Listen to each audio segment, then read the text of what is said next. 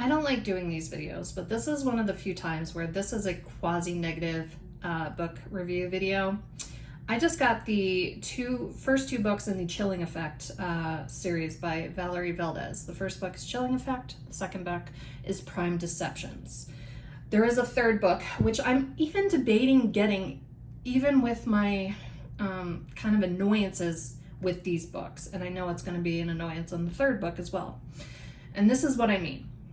When you buy a book in English and it's marketed in English, you expect it to be in English. Not in this case. In this case, a large portion of this is in Spanish. And unlike a lot of other authors making allowances and giving you context clues, there's no such allowances in this. Many authors will offer like a translation afterwards or a context clue to give you an idea of, you know, what they're saying in the other language, which I like because it encourages you to want to learn that language. And they're like, oh, that's what it means. That's beautiful. That's great, right? That doesn't happen in here. In here, she just throws in Spanish phrases. I even stopped reading at one point because look at this. The chapter heading is in Spanish. It just pulls you right out of the story. It almost felt like a giant middle finger to the reader. It felt like the author was like, figure it out or don't, I don't care, you know? And when the author has such little regard and little appreciation for the reader, it really is a turnoff for me. I really don't like it. It's an annoyance to me. And I really did like this book. That's the crazy part, okay? So this book is a sci-fi novel, and it's very similar to like Firefly or Mass Effect. There's many nods in the Mass Effect direction. You substitute the Prothean for the Proarch. You substitute the Mass Effect rings for the gateways. There's certain characters that are very similar to the Mass Effect characters. I loved all of that. The writing was really good. The only thing that I hated and I couldn't get past and it kept pulling me out was the constant use of Spanish with no allowances to the reader to be like, by the way, this is kind of what it means. Nope. You need a Spanish dictionary. I was literally Googling Spanish phrases every 30 seconds to figure out what was going on, what was the character thinking. And I liked the main character. She was awesome. The main character in this book is great, but I can't understand what she's saying or thinking half the time. So I'm like, how do I connect to her?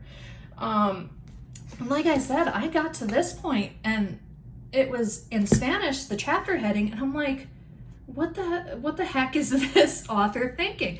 I don't know if it's a failing of the author. I don't know if it's a failing of the agent or the editor that did this, but it's a big mistake. If you go on Amazon and you look at the reviews, the major criticism of this series is that it's largely in Spanish and people don't necessarily speak that as a second or first language.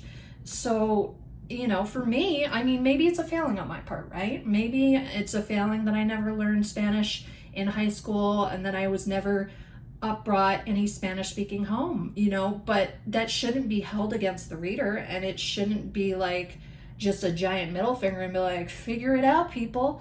No, you're the author. You're supposed to give a context clue so we know what you want to get across, and that did not happen.